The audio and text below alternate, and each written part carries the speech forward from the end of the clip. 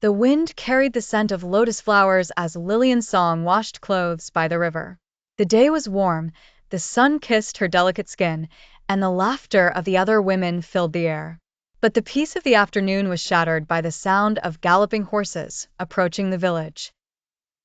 Imperial palace soldiers. Lillian's heart pounded. Everyone knew what this meant: the annual search for new concubines for Emperor Nathaniel Wu's harem. The most beautiful and youthful women were taken, often without the chance to say goodbye to their families. Lillian. Her father's voice rang out in urgency. She turned, but before she could react, the soldiers were already upon her. Their dark eyes scanned her body, and one of them nodded. "This one will be taken." The women around her stepped back, some covering their mouths in shock. A concubine's fate was uncertain. Some rose to luxury and power, others were forgotten. But to refuse the emperor's call? That meant death. Before she could protest, she was dragged into the royal carriage. Tears welled in her eyes as she watched her village fade into the distance. The imperial capital loomed ahead. She had no choice. But Lillian swore she would find a way to take control of her own fate. The palace was a maze of golden halls, silk tapestries, and silent servants. Lillian was bathed in scented oils, dressed in fine fabrics, and adorned with jewelry.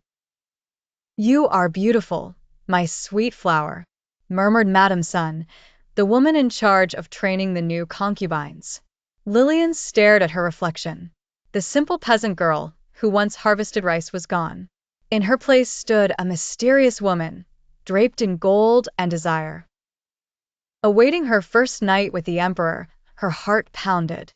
She didn't know what to expect. The door opened. Nathaniel Wu entered unhurriedly, his sharp gaze assessing her like a predator, sizing up its prey. He was younger than she had imagined, but his presence was overwhelming.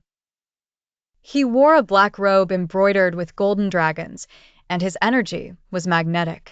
"Lillian Song." He pronounced her name slowly, as if testing the sound on his lips. "Come to me." Every fiber of her being told her to run, but she obeyed. When she stood before him, the emperor lifted his hand and tilted her chin slightly upward. His eyes gleamed with something beyond desire, curiosity, fear, or desire. Lillian took a deep breath. "Only curiosity, Your Majesty."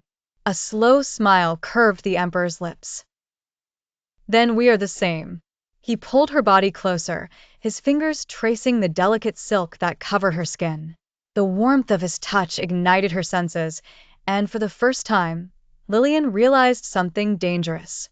Perhaps her fate was not a burden.